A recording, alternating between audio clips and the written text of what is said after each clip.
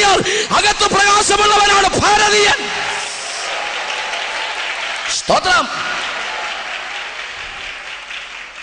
ഇനി ത്രിവർണ പതാക, മുകളിൽ കുങ്കുമം, അടിയിൽ പച്ച, നടുക്ക് വെള്ള. എന്താ കുങ്കുമം?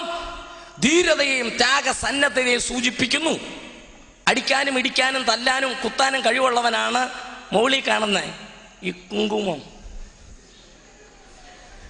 ഈ താഴെ കാണുന്ന പച്ച അതല്ല, അത് സസ്യസമ്പൂർണമായ ഭാരതഭൂമിയുടെ ഐശ്വര്യത്തെ സൂചിപ്പിക്കും. എന്ന് പറഞ്ഞാൽ ഇച്ചിരി കാശും പുത്തനും ഒക്കെ ഉള്ള ആൾക്കാരാ പച്ച. പിടി കിട്ടിയോ? പക്ഷെ നടുക്കത്തെ വെള്ളയുണ്ടല്ലോ, അത് നമ്മളാ. മനസ്സിലായവർക്ക് ആ ദൈവത്തെ സ്തുതിക്കുന്നു. വെള്ള നടുക്ക് വന്നതിനാൽ ദൈവത്തെ വാഴ്ത്തുകയാണ്. ദേശീയ പതാകയുടെ നടുക്ക് വെള്ള കൊണ്ടുവന്ന എന്റെ ദൈവത്തിന് സ്തോത്രം. വെള്ള കൊണ്ടുവന്ന എന്റെ ദൈവത്തിന് സ്തോത്രം. തീർന്നില്ല. ഈ ചക്രം ഉണ്ടല്ലോ, ഈ അധികാരത്തിന്റെ ചിഹ്നം അശോക ചക്രം, അത് വെള്ളയില. അത് പച്ചയ്ക്കും കൊടുത്തില്ല, കുങ്കുമത്തിന് ദൈവം കൊടുത്തില്ല, അത് വെള്ളയ്ക്കാ തന്ന ഗ്ലോറി. ഇനി കേൾക്കണോ?